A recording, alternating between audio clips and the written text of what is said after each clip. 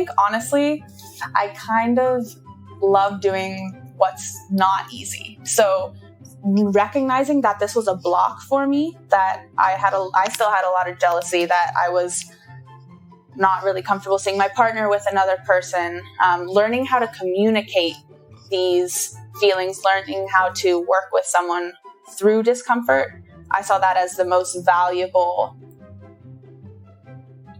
gift that I could receive, like as, again, a human trying to be in this world. There are not very many things that are difficult for me, like really, truly, like gonna make me cry in bed all day. I feel really lucky. And I came up against something that was like really throwing my head for like a spin in a washing machine. And I wanted to know why. And I wanted to be more secure in my own self so that I could continue loving and attaching to others securely. Welcome to Normalizing Non-Monogamy, the podcast where we interview incredible people from across the entire spectrum of non-monogamy to hear their fascinating stories. We strive to bring guests on the show who have a healthy approach to non-monogamy. However, it's important to remember that everyone does it a little bit differently, and the views and opinions expressed by our guests do not necessarily reflect our own. Additionally, we produce this show for entertainment purposes only. Please be aware that we aren't doctors or therapists. Consult a medical professional for anything regarding your health that you might learn about on the show. Enjoy! Welcome to episode 180. We're Finn and Emma, and today we have an interview with G.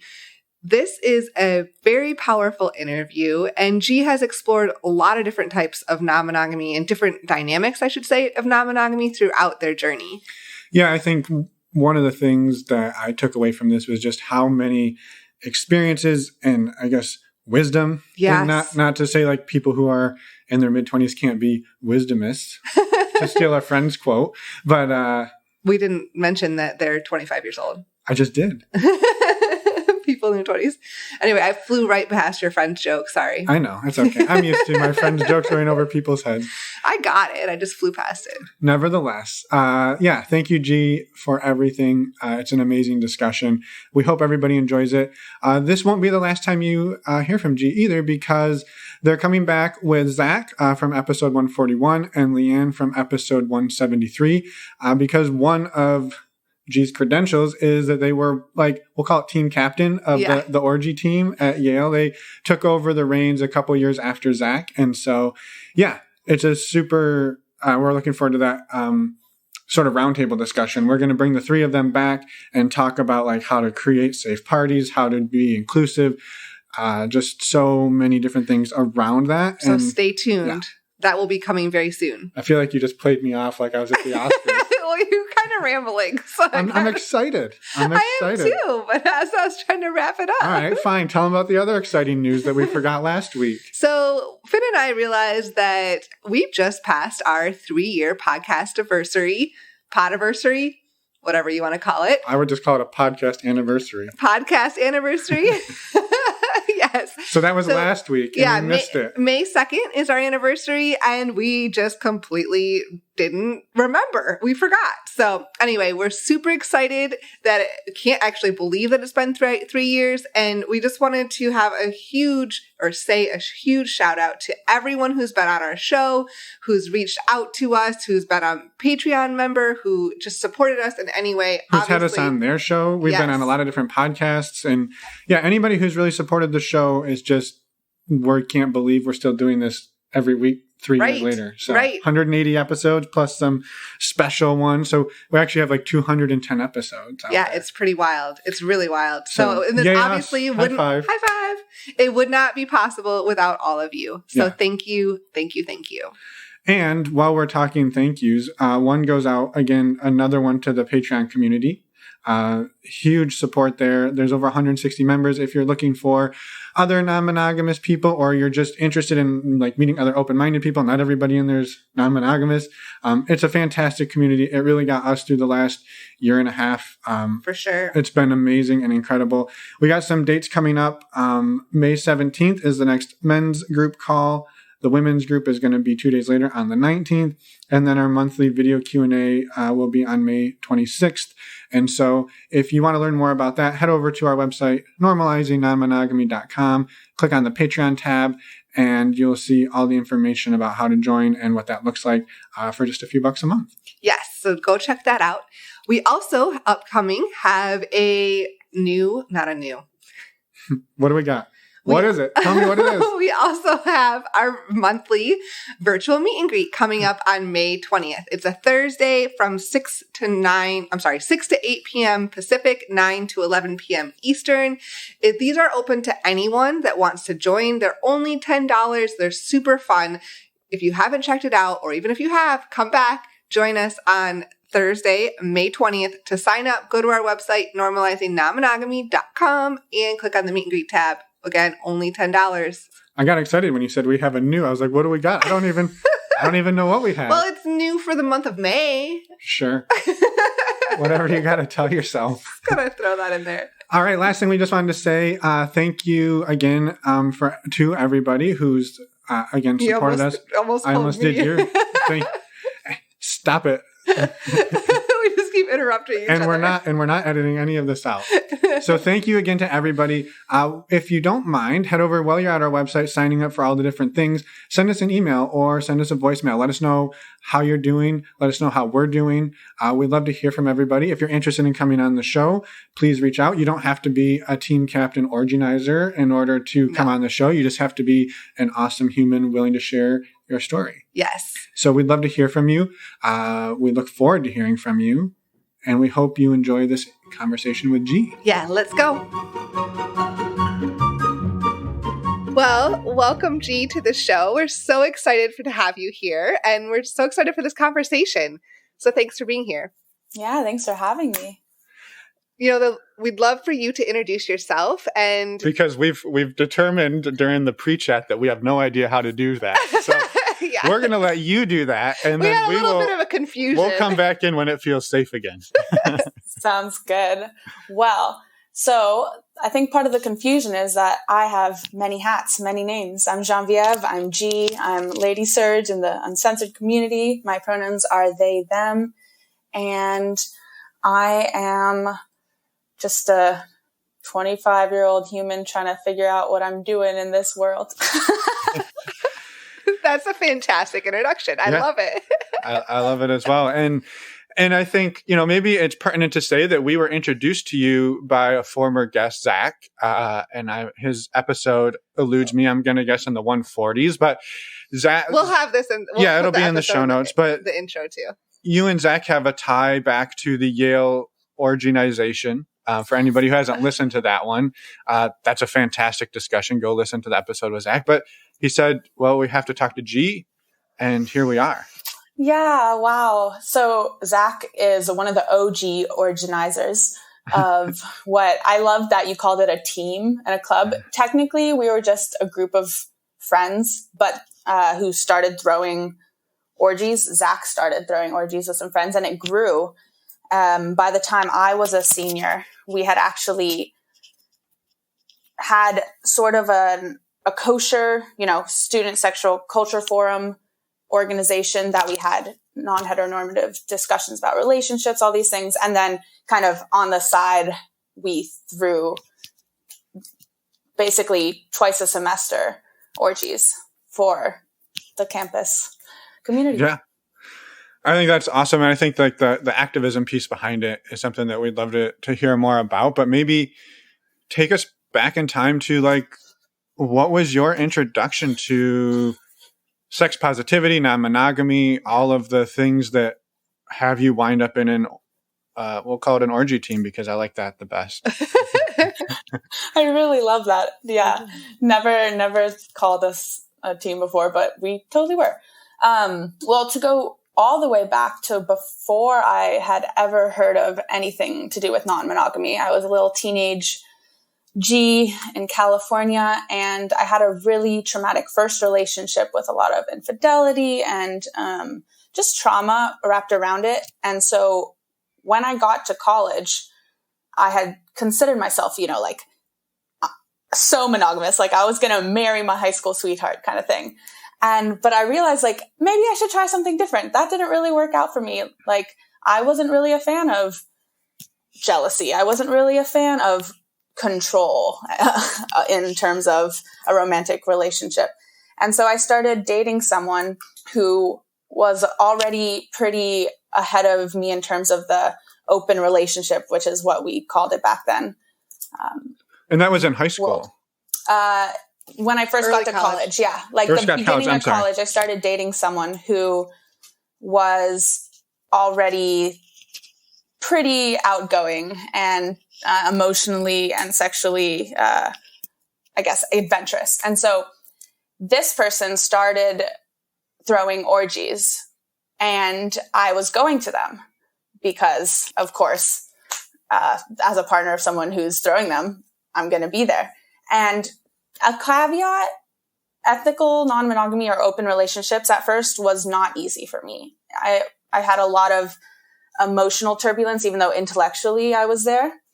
And so we were long distance open. We were open on campus, and I was never really vibing. Like the first orgy I went to, I had fun. I had my first threesome, etc., with two people I just met, and it was hot. It was sexy, but I still didn't really feel secure in our relationship.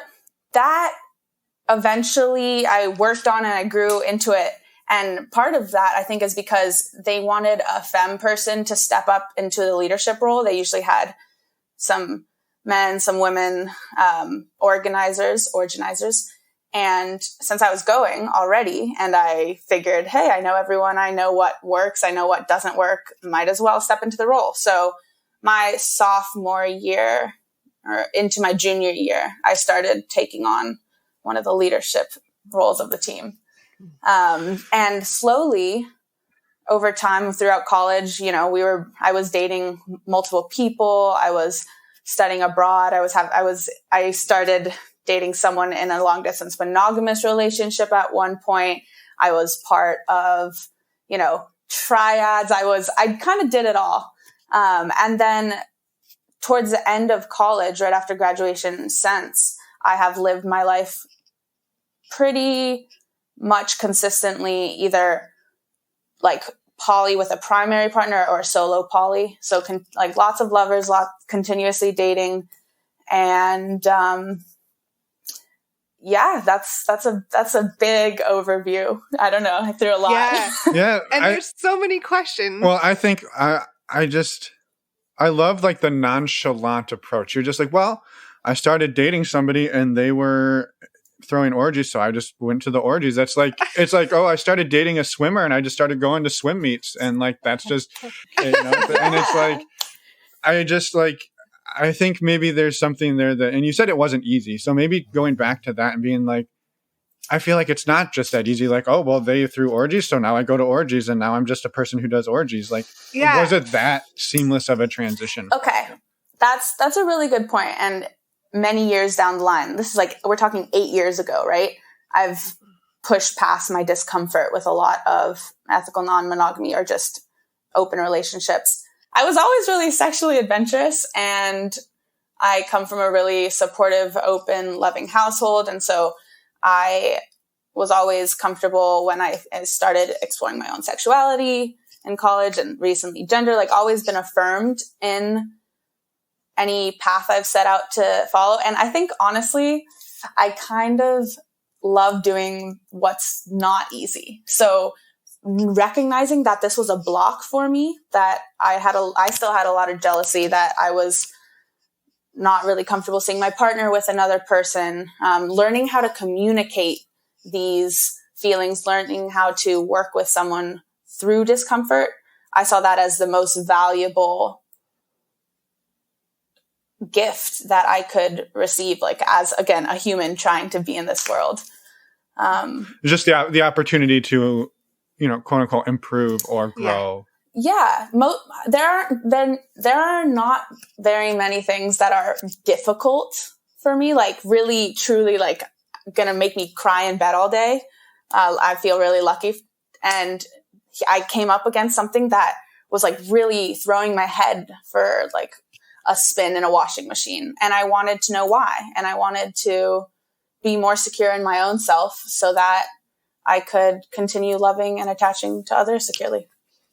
Mm-hmm. And so how did you start to work through that? Because that's like you said, if you haven't come up against that very often, everything is sort of easy, and now you're sort of hit with a wall.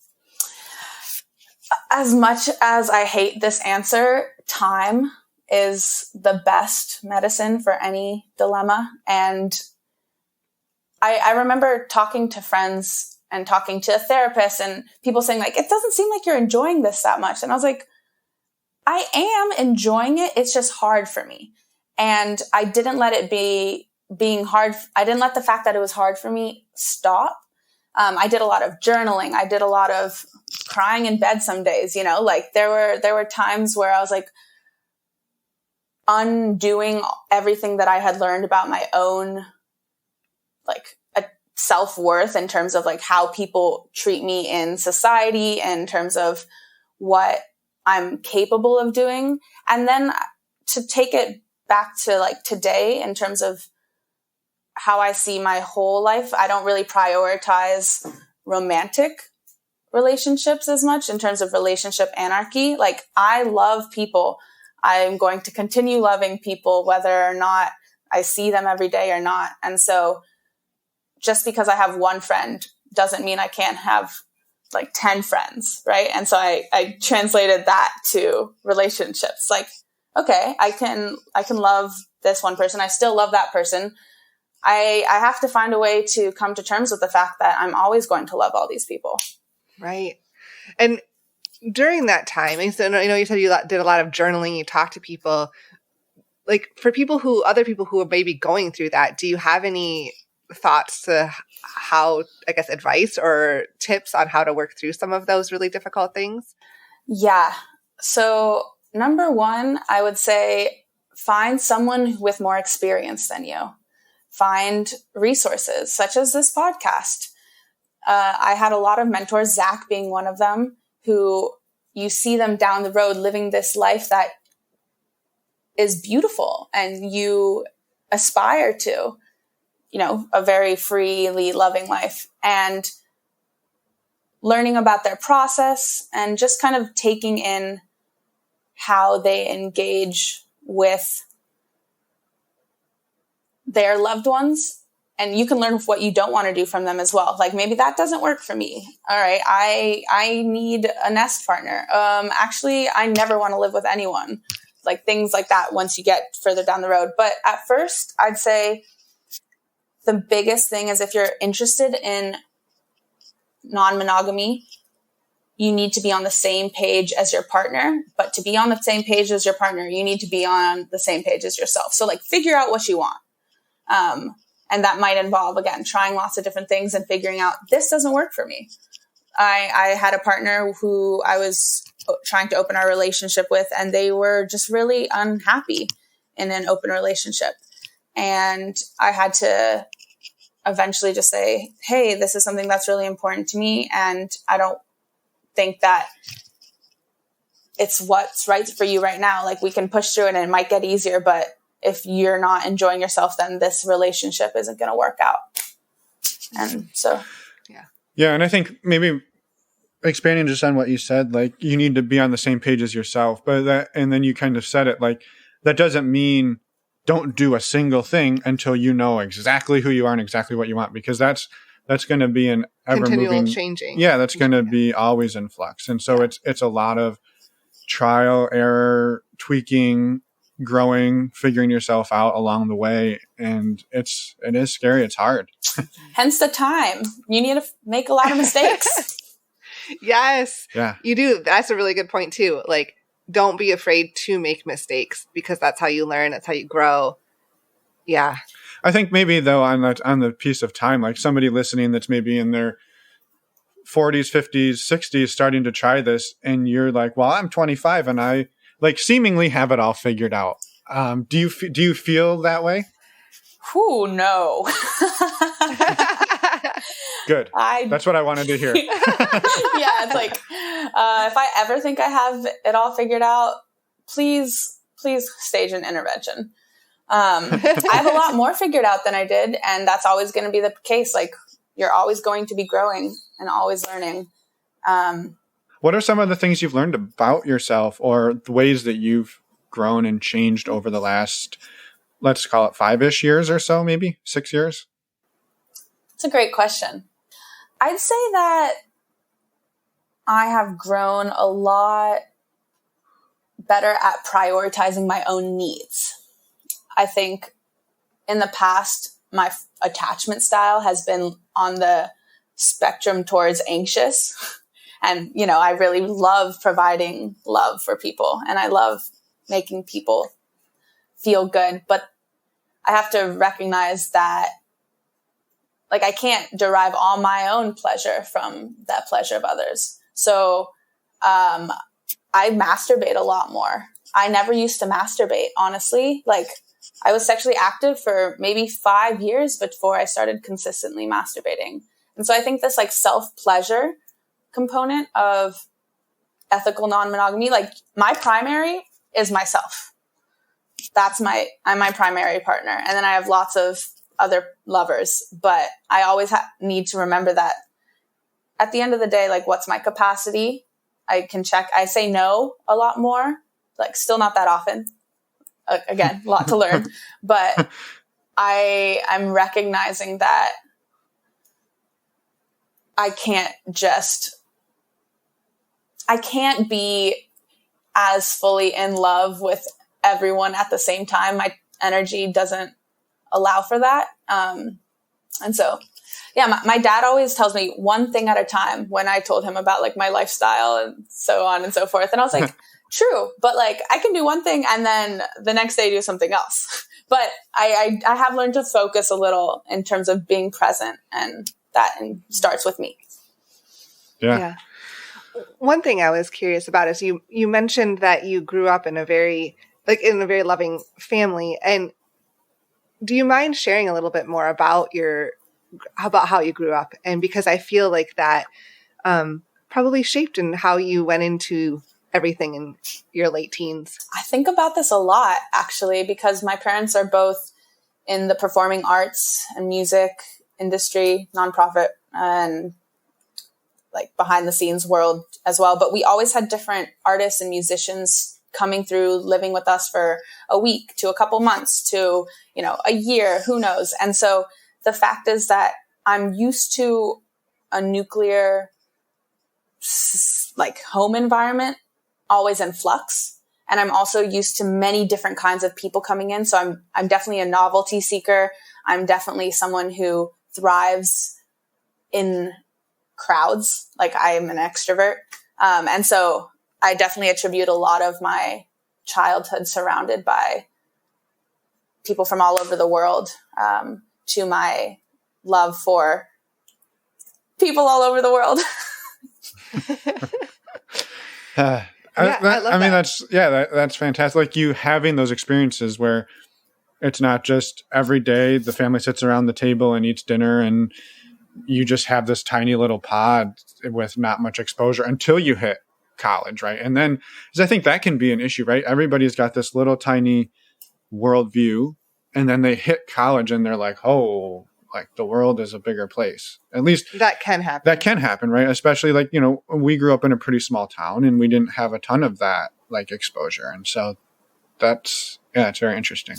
Yeah, I really consider myself lucky for many reasons, obviously that being one. And something else that I realize is that I recognize that there are people who are integral to your life and you care about deeply that you see maybe once every 10 years. Like, I saw these relationships my parents had with their friends and colleagues that when they were together, they were very, very close, but then they might not see each other again, for a decade. And recognizing that these non-linear, consistent relationships are just as valuable and just as valid as well. Well, and it sounds like they've been pretty supportive, or at least based on what you said earlier, like your dad saying like, hey, do one thing at a time, but like there's a level of support behind that in the way that you live and the way that you do relationships. Yes, they trust that I will learn from my own mistakes, and they're happy to let me do so. It's almost passive aggressive, but I'll take it. Right? Like, oh yeah, you'll learn. This isn't the way to do it. Just a little bit. Oh man. Thinking back to your first year of college and dating someone and then going to that orgy, I would love it if you could talk a little bit about that those first couple experiences of what was that like and how, because I'm assuming you hadn't done that type of thing before. Yeah, I had not. Let's see, where to start? Well, a little bit of just orgy context for those who are still thinking that it's a free-for-all, just, bacchanal. Yep. This first orgy I went to was on the smaller side. Towards the end of my organizer career, we had parties of upwards to 100 people, but this one was maybe like 20 in a basement of a house off campus. And there was a big ball pit, and on the balls were written little sexy, prompts for people to do once they were naked in the ball pit. But also there were people just hanging out, snacking, having a drink with their clothes on. And at our events, we had a consent rule that you had to ask someone before you touched them, even to hug or for a kiss or whatever. So every engagement was very intentional and very clear on what was happening. And I remember my partner and I started hooking up to get things going because he was an organizer and I was down. And at some point, the mattresses filled up with people, and I found myself, there were a bunch of mattresses on the floor. We're in a basement of a house, like not that luxurious of a first orgy. And the funniest part was that in this threesome, I found myself having, a lot of consent, a lot of slowly leading up to it. Kiss Me Through the Phone started playing. I don't know if you know this song.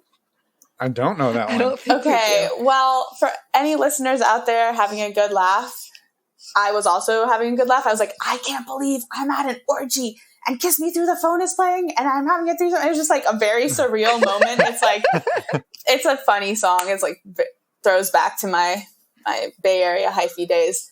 But I remember really enjoying that moment. And I guess there was a lot of insecurity still at just like being naked in front of a lot of people, having sex in front of other people, where none of these were things that I'd done before. But I guess I have a bit of an exhibitionist streak in me because I did enjoy it. And I did enjoy, not in a voyeuristic sense, but I did enjoy like seeing people have sex, because I didn't really watch porn I still don't. I mostly consume auditory porn, but I hadn't really seen that many other people have sex in my life either. And I was like, oh, cool. Like, I'm doing it right. Like, this is what people are just bodies like interacting. Like, all right, cool. Like at one point, I think someone like did an Eiffel Tower just as a joke. And I was like, this is like, we're just having fun. We're playing with our bodies together. And it's construed as sexual and risque or whatever, but it's really just humans interacting. And we can stay on this subject for a sec, but this is making me think that I really want to talk about kink as well. And like the BDSM play parties that I have since started going to in the last couple years of my life, because those are actually not very sexualized. And a lot of the time it's just, let's say, people getting tied up or impact or whatever. And it's really just adult playtime. And so the fact is that like, I recognized how natural of a gathering it could be to just be bodies having sex. And that realization, I was like, wow, this is what people do. There's no shame in what we do and how we procreate and how we love. And yeah. Do you think that, just kind of linking the last two topics together a little bit, like, do you think that growing up the way you did and the love that you saw with other people, like, made it easier for you to see that when you got in that environment? Definitely. I think about all the work I've had to put in to accept my own explorations. And I recognize that it must be exponentially harder for others because it wasn't easy, like I've said. I'm really grateful because I think I had a few steps of a head start in terms of that aspect. Yeah, I think it's fascinating. Maybe I think a good example of that is, and I think you kind of glossed over it pretty quick, is that you not only went to your first orgy, but you were the person who kicked it off. Yeah. That's most people would be like, well, I went to my first orgy and I sat in the corner until 10 minutes before it was over. And then I took my shirt off. And you're like, no, I was the first one on the mattress with my partner and we got her going. I just think that's pretty awesome. It's amazing. Yeah, I guess I like doing things fully if I'm going to do them. Yeah, I know that one. I know that playbook. Trust me. But if I'm going to do it, just jump right in. Why not? Yeah. What's the point in tiptoeing? Yeah. So you also said, though, that you then from that point you navigated through different relationship dynamics, triads, and various capacities of other non-monogamous dynamics. Do you maybe mind talking a little bit about what that exploration looked like and why, or maybe how you came to be I've decided I'm my primary and I'm on this solo poly journey at the moment. Cause you said, it was time and it was exploration and you went through a lot of those iterations in a couple year period. Yeah. Well, of course, a lot of it's situational. Life happens. I had 2 relationships that were open that for different reasons, but essentially ended because they weren't ready to be in an open relationship because they had one of their partners wanted to be monogamous, or when COVID hit, we were long distance and then they started seeing someone else and it just wasn't sustainable. And so I will say, of course, with great reward comes great, what is the phrase? Threat of, I'm messing that up, but you know what I mean. I was hoping you were going to find it on your own. I was I know. Was it great risk comes great reward? Yes. There we go. I started backwards. And so I started with the rewards because while it can be really fulfilling to have multiple partners, like I said, everyone has multiple friends. We all have multiple people in our support system, but romantically, it's kind of just whatever happens. Right now, I'm seeing someone, and it's just it is what it is.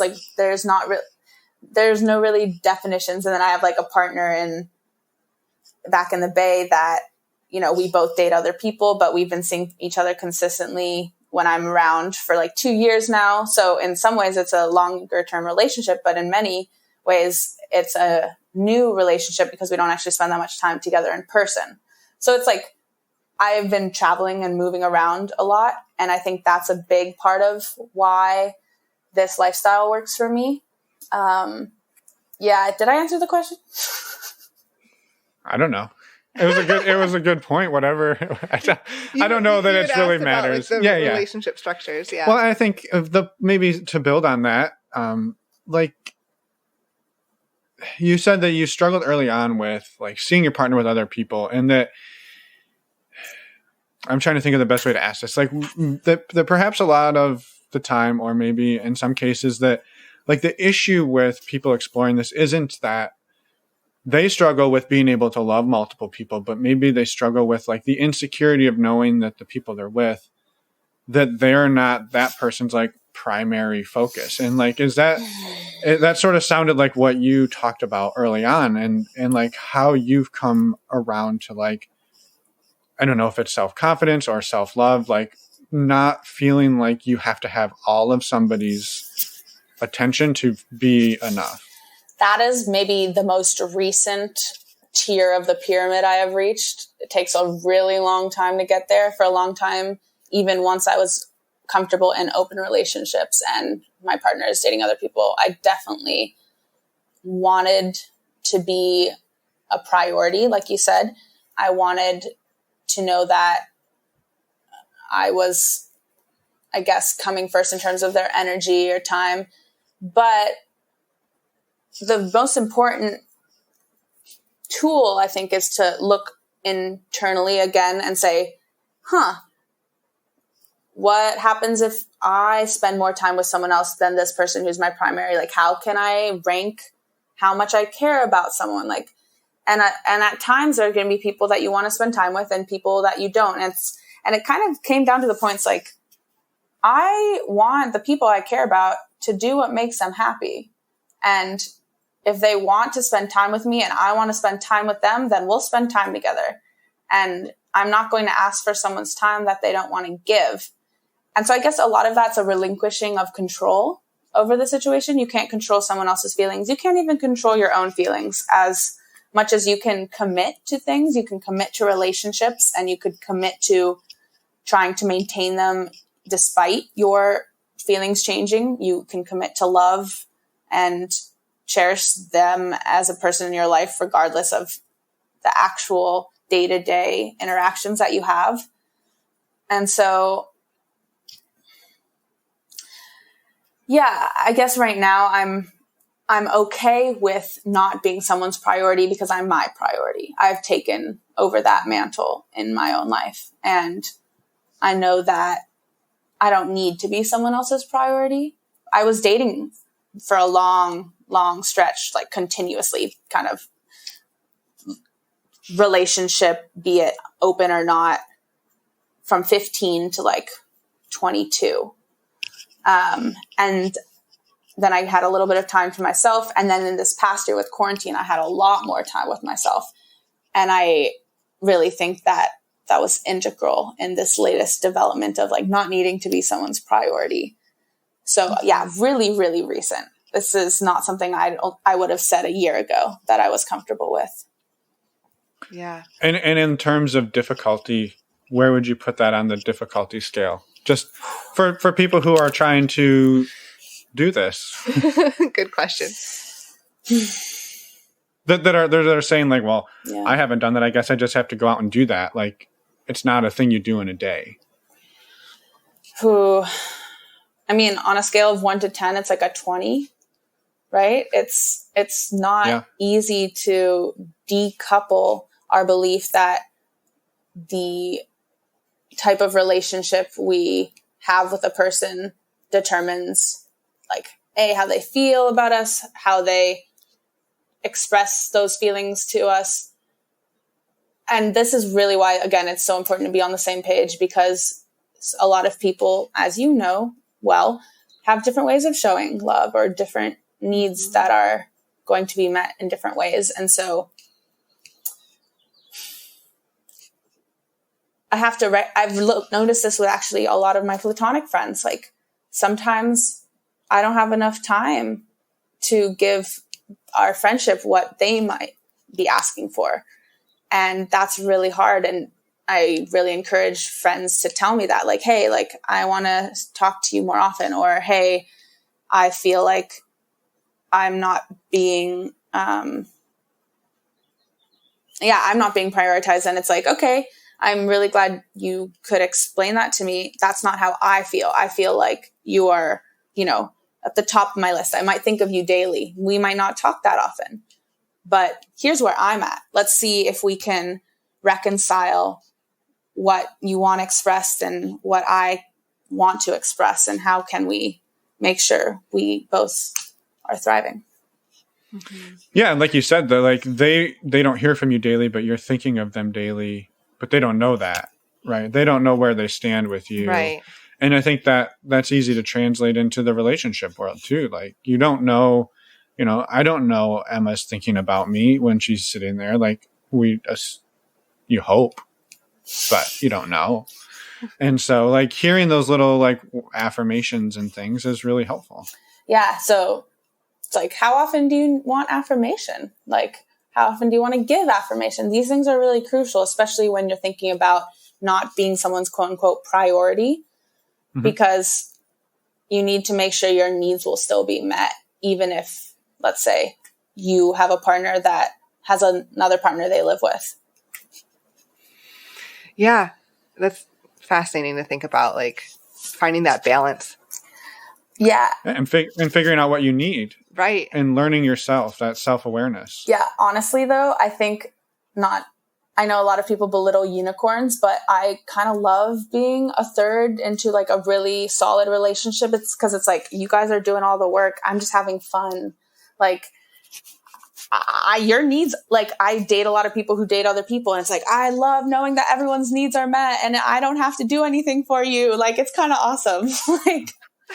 like I love that perspective. I mean, like it's works for you, right? Like you're like, oh, this is, yeah. Like but I would just argue the flip side of that is that really probably I'm projecting onto you, but that works for you because you are your primary. And I think you like coming into a relationship where you're expecting almost nothing from another couple other than like, let's have some rockin' sex tonight, and then I'll see you guys the next time you want to have some awesome sex. Like that you're meeting your own emotional needs allows you to be that unicorn without feeling the shitty side of the unicorn. And not many people, I would assume, are in that place all the time. And neither am I, of course. Right, of course. No, for sure. Right. For sure. But I think that's, that's the common, and maybe like being one yourself, like maybe talking about the unicorn dynamic, because I think that's what we hear a lot when the unicorn topic is a perennial issue on the show. And like, my personal perspective is like, if the person that's showing up as the third, as the unicorn, whether it's whoever the person is, it doesn't really matter the gender, like if they want to be there and they're getting what they need out of it, then there's no issues with the unicorn dynamic. But when people start to take advantage of a third person and start to cast them aside, and they don't care about this other person's needs, that's where the issue comes in. But I'm gonna also jump back to when you said rockin' sex. For me, rockin' sex includes like aftercare and cuddles. Like my favorite part of sex is the cuddles after sex. You need the sex for the cuddles after sex, but the cuddles after sex sometimes, mostly, usually are the best, personally. So for you, the sex isn't complete until a cuddle is had. Pretty much, yeah. Wow, I've never heard it put like that. So like straight, like directly to me. And I agree. So it's not the orgasm that signifies the finish of sex. It's the cuddle. 100%. Sometimes I only orgasm during the cuddles. For real? Mm-hmm. Wow. It's like the emotional component is integral for me. Yeah, totally. Which is really fascinating, because somebody hearing that like you just want to show up for sex and be the unicorn, like I wouldn't have thought that. Yeah. I guess I have to be emotionally connected to someone to want to have sex with them. And even if the sex is, let's say, rough, kinky, etc., not necessarily sweet or gentle, like there is a level of, I hope, usually I try to have a level of respect and care as an undercurrent. And so you can't show up like for like a one night stand with a couple and then leave and not have had you can't do that unless there's already emotional fulfillment. Like you get to know them first, or dinner beforehand, or talking afterwards. Like that, I wanted to go back because like that's integral to my idea of like a rockin' night of sex too. So yeah, to be clear. No, I think that's all included. Perfect, and I'm happy you did that, because you are getting those needs met, but you're also meeting a lot of your own. Yeah. And it sounds like when you show up for that, that's your level of expectation from these people, and you're not going to show up unless you know you can get that. Yeah. We're getting lots of nods and points. Yeah, sorry, I keep forgetting. I just wanted to let everybody know that I said it correctly. I know this is kind of an impossible question to answer, but where do you see yourself going in the future? Oof. This is such a fun question because I remember at one point, let's say like 2016, a friend asked me about it, and I was like, it was like the first time I ever considered like an open marriage. Like I was at that stage in my development. Like, remember, I was a baby. I was a very, very small baby at the beginning of all this, despite wherever I may be now. And I was like, oh my goodness, yeah. Why? I guess now that I recognize that this is possible, why would it ever stop? Right? It's like, but I had always projected myself like a partner that I, live with or now. I don't, well, there's some like exciting news that basically I have friends who are like also lovers who are having children with their lovers who have lovers. And it's like anything's like, I've talked about co-parenting with some of my best friends, like who I don't have romantic relationships with. I think about adoption a lot. This is not really relevant, but like even on my own, like would I have a partner or not? I don't know. Like I'm kind of open to, again, whatever may come. I have plenty of time before like long-term future, but short-term, I'm game to keep exploring new things. I dated a couple for a second this past year who wanted to like have a fidelitous triad, and I was like, man, I don't think that's for me. Even though you're like open, you're not really open outside of the three of you.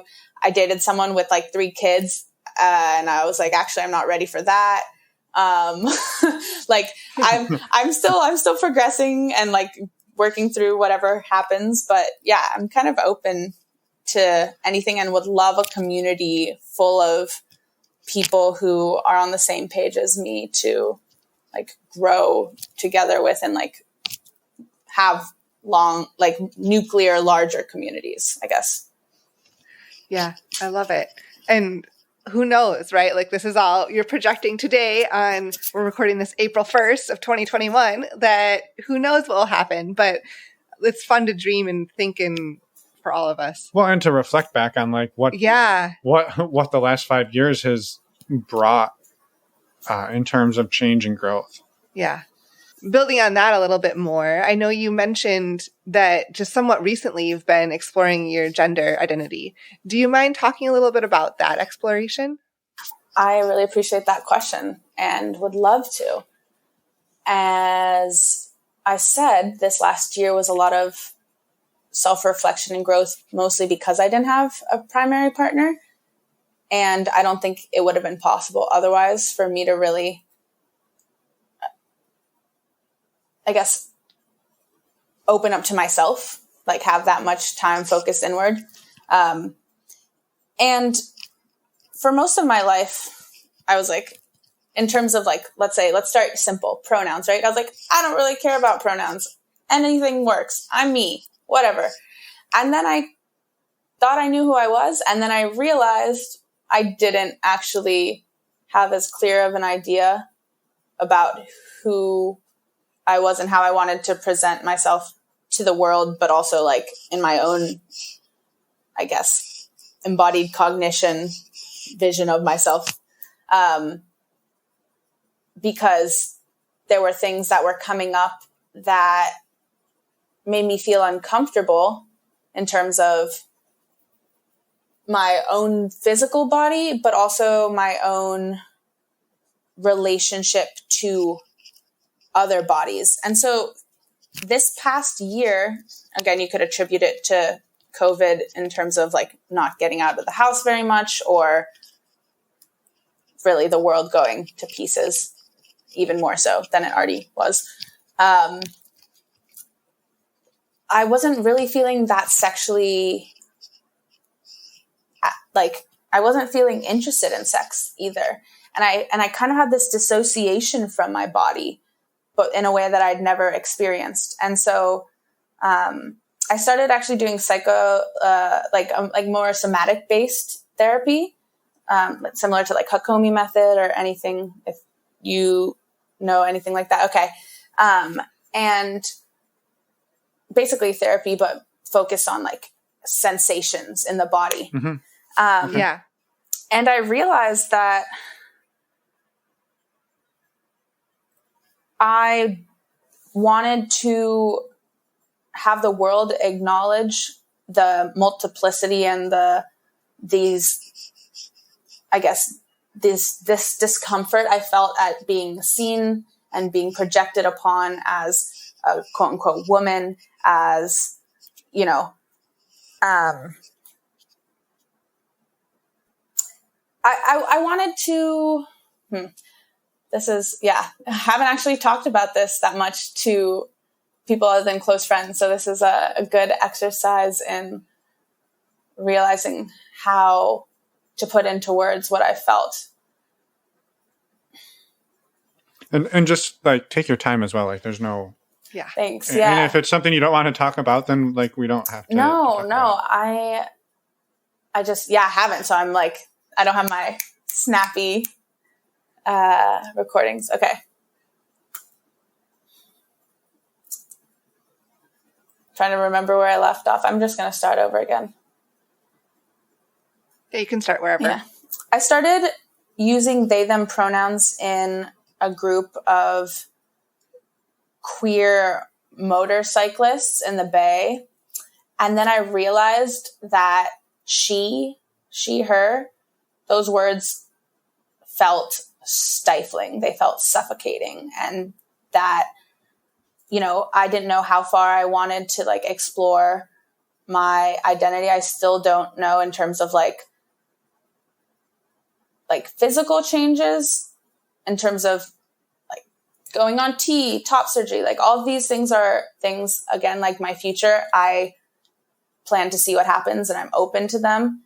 But just kind of acknowledging to myself that like, hey, a lot of why you've been pushing so hard in terms of the erotic world, physical world, like sports, all these things, and also mental world, is because you're trying to break out of where you felt you were stuck. You felt that you were ascribed, like this is who you are. And I realized like I had never actually stopped and questioned that truth because it was easier. And I feel so much respect and like awe for those trans people who have come before and continue to this day to really unashamedly express who they are, because there is so much truth in like fully living yourself, right? However that manifests. And I guess recognizing that I wasn't fully living myself was the number one obstacle in fully living like who I am. Just to like recognize like, oh, I have been just really, really poorly informed about the choices I've been making. Like I thought I was doing the right thing. And then to like look back and be like, oh, my life has kind of been a lie in some ways. Like that world shattering event then gave me so much more room and like power and truth. Like I remember the first few times I started telling people that I was identifying as non-binary. Like I was crying, and like the body response there was just so powerful that it's like, oh, I just felt it to be true. This is a side note, but when I have a full body orgasm, I also cry. Like it's just my like bodily response to like intense emotion. And so like when moments like this happen, it's just like, how can I argue with my body? Like my head thinks it knows things, but it doesn't. So I guess, yeah, there you go. I love it though. Like, thank you so much for sharing that journey, because it's obvious that you are like in the middle of of still like figuring all of this out and just kind of trying things out to see how they feel. And is this the right direction? I didn't feel like this was really the right, you said the word she, her word felt stifling to you. So, okay, let me try something different and see how that feels. And I love that you are embracing, it sounds like you're embracing this journey of figuring out what feels the best for you. Yes. Just beginning it. Truly. Well, I think it's powerful. You said that like you, in some ways you feel like everything up to that point was a lie. And I think that's a huge statement. Yeah. Maybe misinformed is better, because I thought it was my truth. Right. And then to recognize like, oh, you're not restricted to that. There's more out there. Just looking back now, I can be like, actually, yeah, I felt like I never liked XYZ parts of my body, or I always felt kind of like a gay dude, like, just like in terms of like how you project. It's like, because sexuality and gender, although they're very separate, they're linked in many ways. And I always remember being, for the most part, drawn to like people with penises and being like, but I'm queer. And it's like, how to reconcile my identities in these different groups. And as someone who was presenting pretty femme, like how do you reconcile others' perceptions of you? And I guess recognizing that I wanted the world's perception of me to change was really important. It wasn't just like my own acknowledgments, like, oh, I want validation from the people around me. And what is your hope? Like, what do you hope that they recognize or their perception changes to? At the end of the day, I want people to look at me and know me for who I am and not for any ascribed labels or identities, because we're all trying to find our little in groups and like say, oh, like I like chocolate. I also like chocolate. Like, okay, now we're chocolate lovers. It's like, that's great. But like,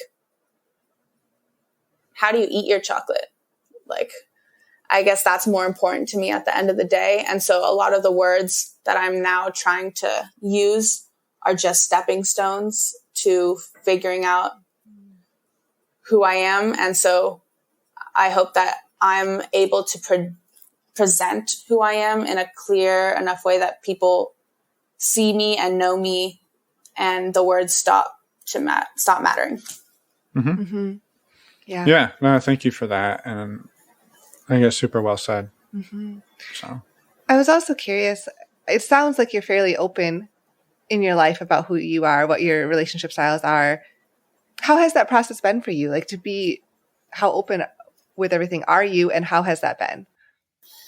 Well, in terms of disclosure to people themselves, partners that I'm dating, that's always been, top of the list. I always practice ethical non-monogamy. And in terms of family and friends, at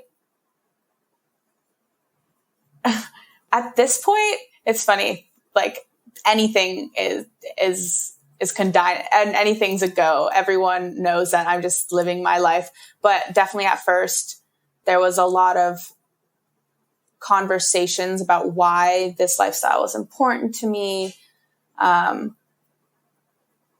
why I continued it, even though it was really difficult for me because my friends saw that. But yeah, I guess I'm out to anyone who cares to know or who is close enough to have that information. I don't think my grandma realizes that I'm dating lots of people, but she's not going to listen to this either. Hi, Grandma. If you ever do, maybe I'll send it to her. Hey, hey, surprise. I don't think that's nice. But yeah, I'll tell anyone and anything about my life. Yeah. Like I checked in with partners before this in case like they didn't want me to say anything about our relationship and stuff. And I recognize that's been really important, that not everyone's limits are as high as mine, or their comfort levels are as flexible. And so that's my number one lesson. It's like, check in with other people first before you start to share. Yeah, don't assume. Yeah, that's a super good point. Yeah.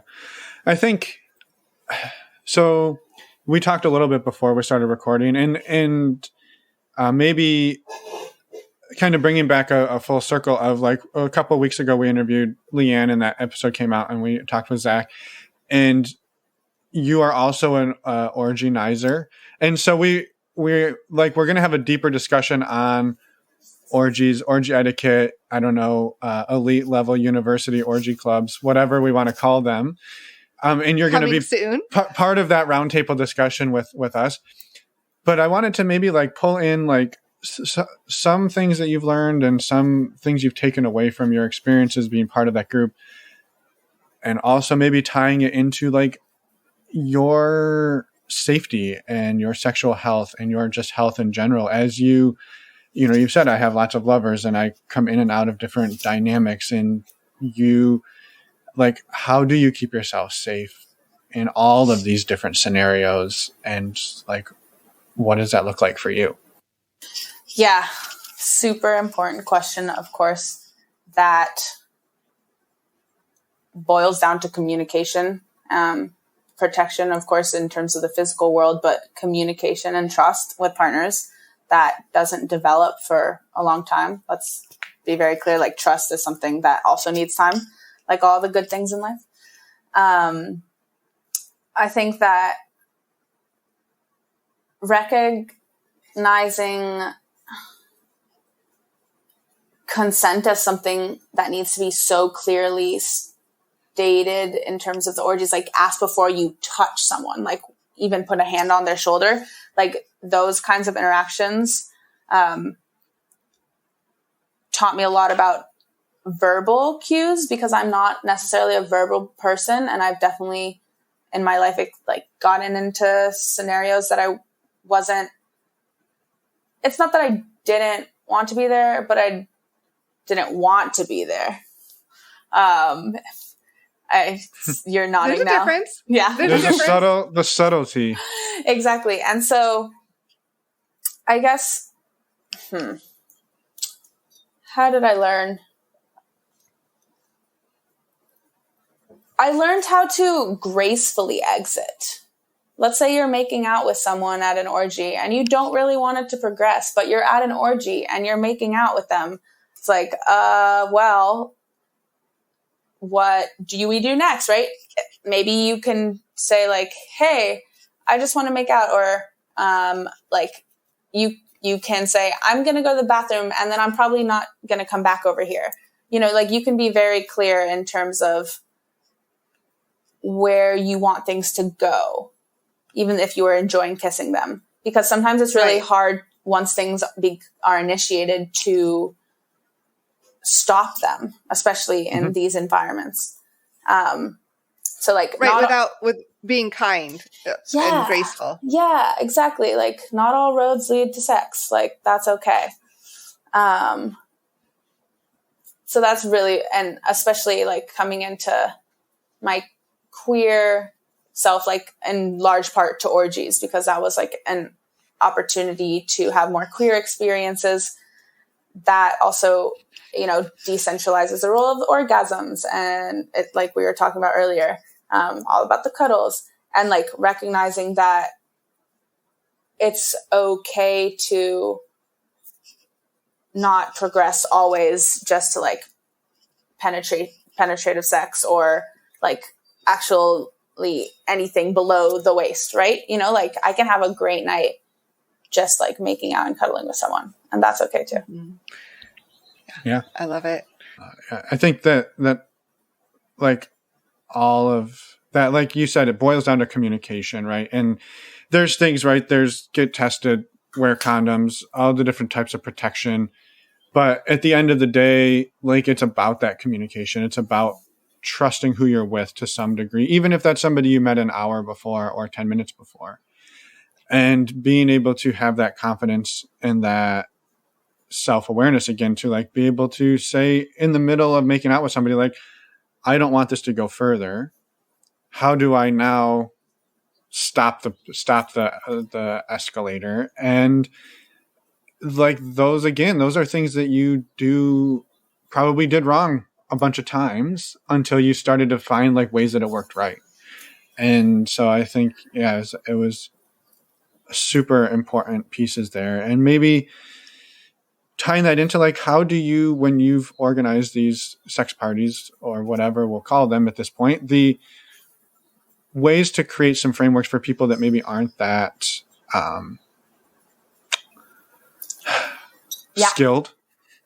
Yeah. So this is actually perfect because as you were talking there, I was thinking about like, communication first and foremost. And I was thinking about actually after graduating from college, I went and lived in Hong Kong for some time, and I was organizing there as well, just like by myself, with people I had met at play parties, munches, kinky BDSM events, but who wanted more sex focused events.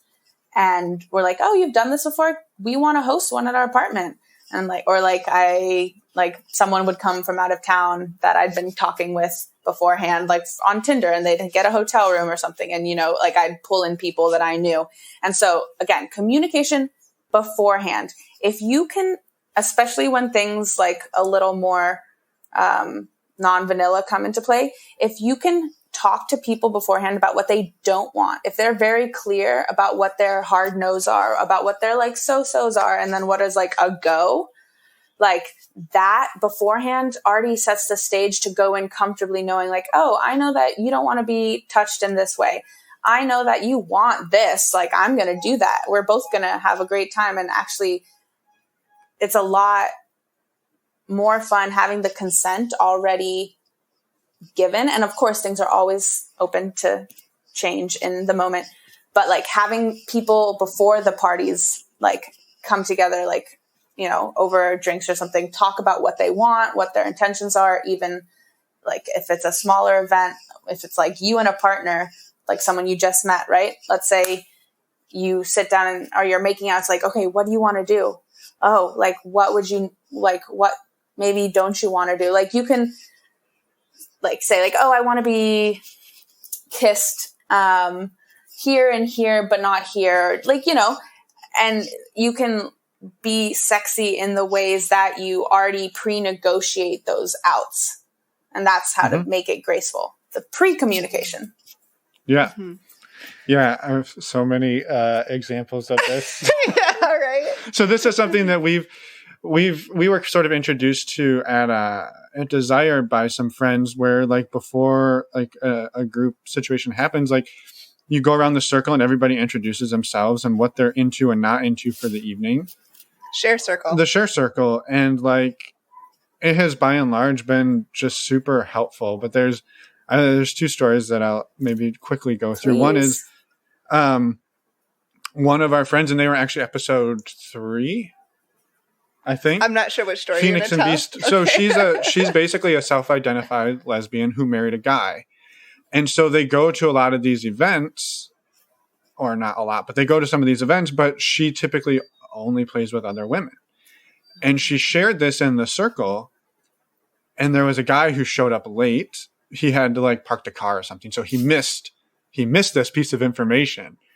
And he was like trying to hit on her like all night long. And he was like, finally like, can I kiss you? And she's like, no, like I'm a lesbian. And he had no idea that like she had this rule out there because he missed that piece of it. And I will just say it happened to me in one instance where during the share circle, somebody was like, I really like this thing. And I kept trying to do that thing. It was biting their neck. And I kept trying like different ways. And I was like, I just felt like I was chewing on this person and it was just doing absolutely nothing. So I just gave up and I was like, I'm out. I can't.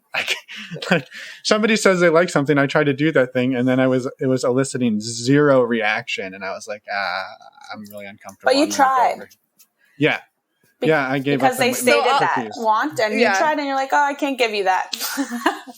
So all of that to say that communication ahead of time is extremely important. And even when you do, sometimes it doesn't go perfect. Yeah, sometimes you're still going to screw it up. Like, you try, and everyone tries, and sometimes, like, there still needs to be room for error. And that's how Finn ends up in the kitchen eating Tim Tams by himself at an orgy. Been there. Oreos, but... Yeah. Same thing. So, well, yeah, go ahead. I wanted to really quick. You said that you wanted to talk a little bit more about your kink parties and BDSM parties. I wanted to make sure you had the opportunity that, since it sounds like that has been something that maybe you've been exploring a little bit more recently. Yeah, thank you for catching that. Definitely was, as an adult, like outside of the organizer team, you know, like realizing like, oh, I can continue to explore all these new facets, and it definitely meshes, the kink community meshes well with the non-monogamy community as well, because at play parties often people can play with each other even when they're not, even if they're like in a mostly monogamous relationship. So they'll go there with a partner and they'll play with their partner, but they might also be open to playing with other people. And I think that, again, communication in this community, just because it is required to a certain extent based on some of the activities going on, is so critical. My communication skills, even more so than orgies, the play parties have increased my ability to communicate my own needs. Like you said, these sharing circles, that didn't really happen at the orgies on a larger scale. And having to navigate power dynamics, and recognizing like how, let's say someone in a position of like a more submissive position is actually in control a lot of the time about what's going on because of these pre-negotiated terms. Mm-hmm. And so like recognizing my own agency, again, definitely. Yeah, it's integral. We've touched upon it all. Like, generally speaking, I could go on for so long about it all. No, and I think maybe some of that will come back up when we sit down with Zach and Leanne and dive into these, like the nuts and bolts of these interactions. Mm-hmm. And I'm excited. I'm super excited for that. I'm excited to have you back on, and I hope this is not your one and only appearance on the show, because you've had so much, I don't know, amazing things to say. So many amazing things to say. Not so much amazing. I'm still working on my grammar. Honestly, this has been great. And my only complaint is that I'm talking so much I can't hear about you two. It's like, I know that like you guys should do an episode like every month or so just about where you're at. I think that'd be fun. Yeah. That episode that would be a tall order today. Right now, where we're at, it would take a month-long episode to go through it. But I would say it really just boils down to eating Tim Tams at orgies by myself in the kitchen. And learning how to continually improve your communication throughout your entire life. Like, I feel like that's just a continual learning process. You try one thing, you're like, oh, I'm going to nail it this time. And then you try it, and you're like, I didn't quite nail it. Got to figure out and recalibrate and try again. And it's just part of learning and growing and doing difficult things in life. And and then there's one Tim Tam left, and you see someone else looking at it, and so you hand it to them. Right. Have you had Tim Tams? No, I have no idea what a Tim Tam is. You don't share Tim Tams like that. It's like the Australian like national cookie dessert. They're like they're kind of, they're pretty good. They're like fudge covered wafers with fudge filling.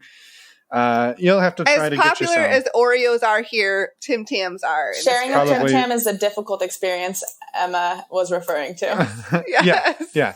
That's mostly what my struggles are around sharing dessert food with others. Yeah. Well, Is there anything else that you'd want to share before we let you go today?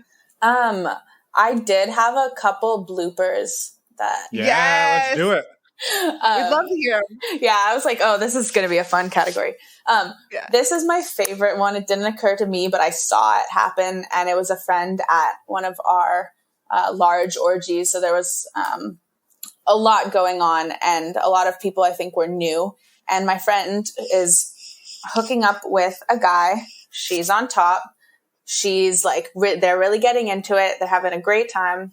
And she likes impact play. And so she asks the guy, like, hit me. And he's like, yeah. And she's like, yeah, hit me. And so he winds up and socks her in the stomach, like punches her straight in the stomach. Like she meant like a slap, like, you know, like not a punch. And she just like keels over, like just falls off of him. And it's, and I can't tell that story without just like dying. I felt so bad for the guy. Cause he just like didn't know what she meant. But he went for it. I mean, it's hard to be mad at him, but also like, maybe negotiate that a little better ahead of time. That comes down to the communication piece. That's like sometimes I like it when guys hit me. And what I mean is this, I don't. Exactly. I mean, a gut punch. Exactly. It had escalated too quickly. And another really last little tidbit is I was talking to Zach, I think sometime in the last year, about our lives at Yale and people hooking up with, and I realized that he was best friends with someone that I had been seeing the girlfriend of, and I ended up having a threesome with the two of them. And he like all of a sudden clicked, like this person he had been hearing about. We don't divulge names usually in the circles.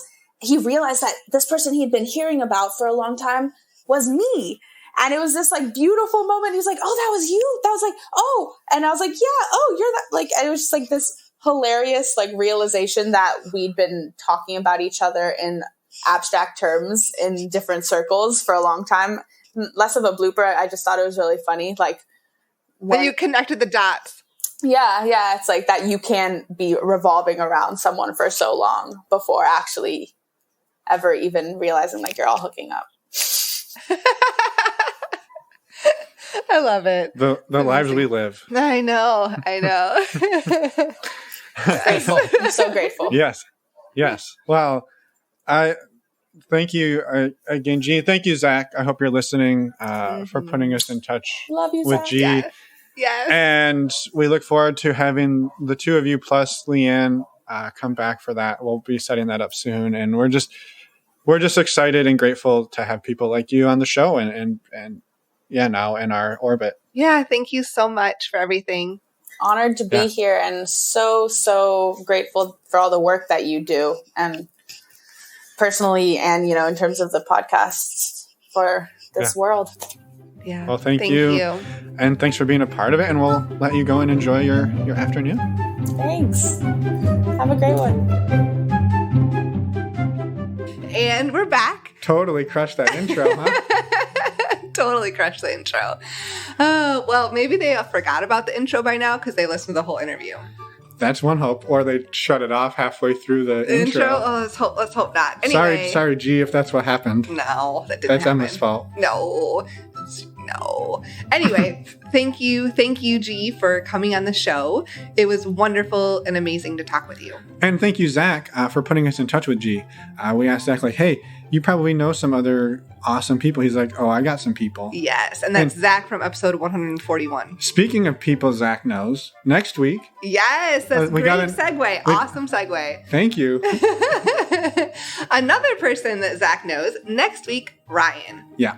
And you're going to want to stay tuned and come back. And you aren't going to want to miss that one either. Nope. Fantastic. I would say conversation, but it's really more of a monologue. Yeah. You and I don't do a lot of talking next week. And we don't need to. No, it's beautiful just the way it is.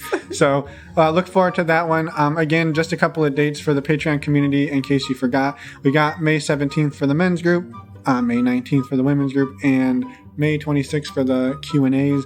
Again, if you're not a member already, go ahead and head over to the website, normalizingnon-monogamy.com. Click on the Patreon tab and you can check it out. The other quick thing we wanted to mention is if you're getting back out there and vaccinated, first be vaccinated, please. Hey, we're vaccinated. We are. Woo-hoo. By the time this airs, we'll have our second shot. Yes. We're so excited. Anyway, once you're vaccinated and you're getting back out there and meeting people, please also go get tested for STIs. It's the smart thing to do, and the best way we know how and what we recommend is to go use. And what we use. And exactly what we use too is the website stdcheck.com. And you can get $10 off your panel by using the links on our webpage. Just go to normalizingnon-monogamy.com and click on the resources tab. There's links there. Or in your podcast player, there's direct links straight over there in the show notes. Yes, and it does, using those links does support the show. So again, super financially, easy. She says we make some money off of it. Yes. This one's already a train wreck. Thanks for clarifying. I might as well just keep interrupting you. Thanks for clarifying. Yeah. But it is a great service and it's super easy, so we highly, highly recommend it. Yeah. Okay, are you going to keep interrupting me? I was waiting. There's nothing to interrupt. You're done. Okay. Well, we already said what's next week, so I think that's it. Come back and listen to Ryan. Is that it? You have anything else? I think that's it, yeah. Okay. Bye, everyone. Thanks for listening.